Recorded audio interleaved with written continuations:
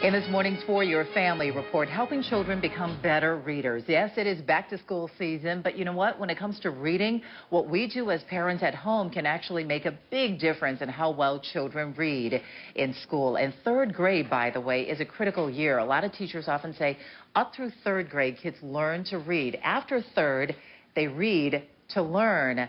So how can parents help at home? Joining us this morning is Dr. Richard Gentry, who wrote the book Raising Confident Readers. He is an early childhood literacy expert. Good morning, Dr. Gentry. Thank you so much for coming in this morning. Good morning, Judy. Delighted to be here. Very nice to meet you in person. You have done a lot of research in this area. Why is it so important that we make sure kids are reading at grade level early on?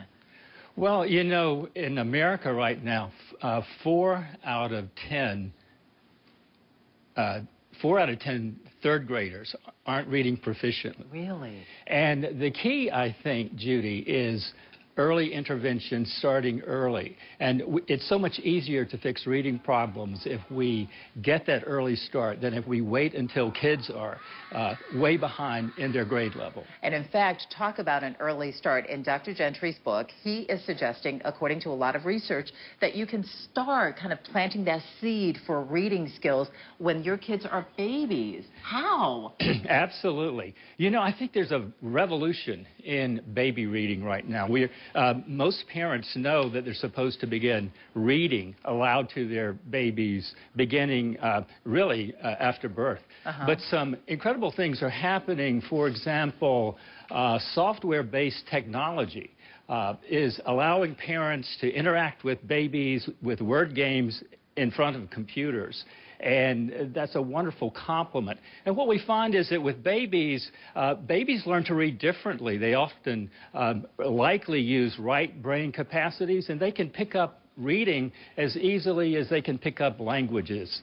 Babies. So wonderful to start early. I certainly have always heard that you should read to the babies. I have a 1-year-old at home. I find that he chews on the book a little bit more when I'm reading to him. But you know, that's great because he's exploring the book, and that's part of early reading, exploring book. He's falling in love with books and with that interaction with you. So, okay. So it's doing something even though he's not really paying attention, or so I think he's not paying attention to me. Okay, we're going to move up in the age group. Now, if you have preschoolers at home, Dr. Gentry is saying that you should introduce drawing and writing. Why drawing? Well, pediatricians tell us that one of the milestones for 12-month-olds is to be able to handle baby-safe crayons. And what we've learned from research is that many children draw and write first and read later. It's two-dimensional, it's representational. They draw pictures, and they can, as toddlers, tell narratives about their pictures. And soon what they do is they start to try to write.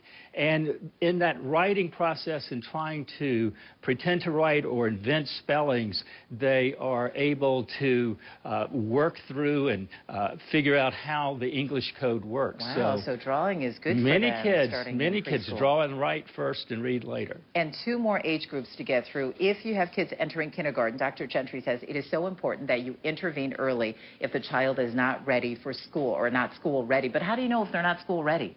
Well, 2 easy ways to judge is that children who come to kindergarten should be able, number 1, to write their name, and number 2, they should be able to tell about a favorite book. Okay. So it's so important that children, before they enter kindergarten, have lots of reading and writing experience so that they're school ready. Right now, 43% of children who enter kindergarten in America are not ready for success. Wow. 43%.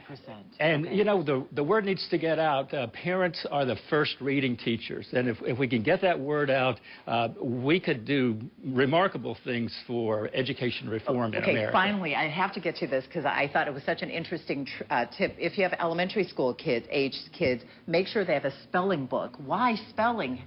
Spelling is at the very basis of reading. If I hold up the word Chicago in 250 milliseconds in the left hemisphere of your brain, the dictionary in your brain, you see the word, the meaning, and the expert spelling.